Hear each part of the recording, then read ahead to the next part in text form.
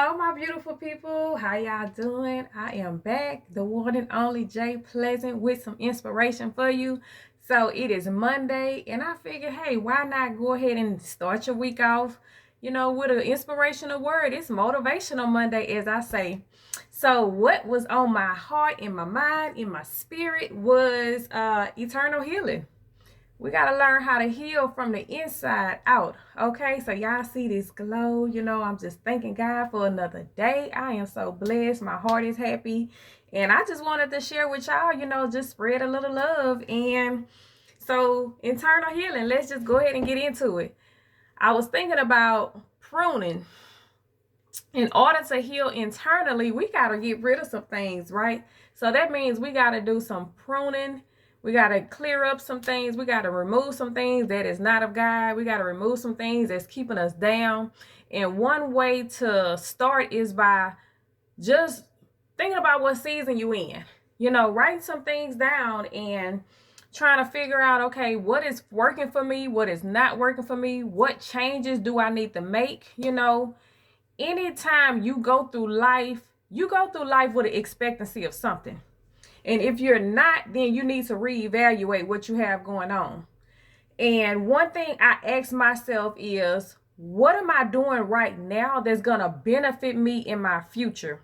Or what am I doing right now that's going to benefit me in helping me become a better version of who I want to evolve into? What are my expectations? So when I think about that, I have to go down and write some things down and be like, okay, this is what I'm striving for. This is what I'm trying to achieve. And these are the steps that I need to take. And when I pray and I make these things known to God, I'm expecting for God to move on my behalf. But we already know faith without works is dead. Faith without works is dead. Yes, we can have the expectancy of wanting something to happen or manifest for us, but if we're not doing the work, how is it going to get done? So in order to do the work, you have to be able to start to prune some things off, shed some things before you can move forward and have an understanding of what you're expecting for yourself, what you're expecting your life dreams, your life goals to be. What vision has God given you where you need to walk and try to figure out what you need to do next to get where you're trying to go? So it's all about pruning. And it says that in the book of John 15 speaks about us pruning and shedding some things in order to bear much fruit. So if you want to bear fruit and you want to see the manifestation of whatever it is that you're expecting to happen on your behalf, to manifest, you got to let go of some things. You got to prune some things off so that you can begin to build again and get that cleansing that you need for the internal healing. And then you'll begin to see joy and peace and everything else comes along with it, right?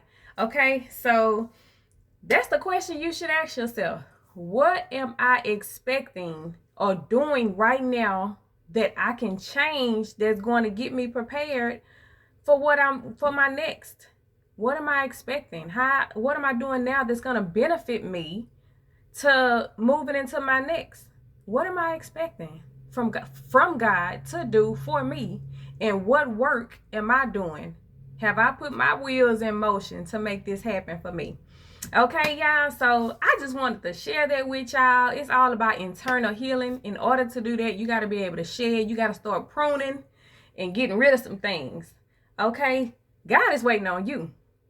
So don't think that you haven't started or you just waiting. Oh, well, I prayed about this and I'm just waiting for God to move. God said, it don't work like that, baby. I'm waiting for you. Okay? Because God, just like how we talk to our child, and this is what God was telling me when I was thinking about this.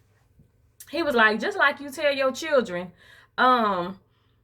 and you praying for your children, you telling your children, oh, wow, you need to do this, I need you to do that, and you trying to help them and get them to understand about life and about growth. And it's like, well, God is our Father. So He's telling us the same thing because we're His children. You're a child of God, so you hear God. You know when He speaks to you. So He said, I'm waiting for you. Just like you waiting for your child to do what you're expecting for them to do. You waiting for me to do something that you're expecting for me to do something on your behalf, but I'm waiting for you. You haven't did what I've told you to do either. So in order to get that internal healing, you got to be able to remove some things in order for God to bless you and get you right where you need to be. Okay? That's how you're going to get that internal healing and start healing from the inside out. Let some things go, because sometimes things are just out of our control and we got to give it to the Father anyway, right? So another thing that came to mind that I had wrote down was like, staying dressed in a full armor. So every time you leave your sanctuary, your home, and you out in this world, you got to stay dressed in the full armor.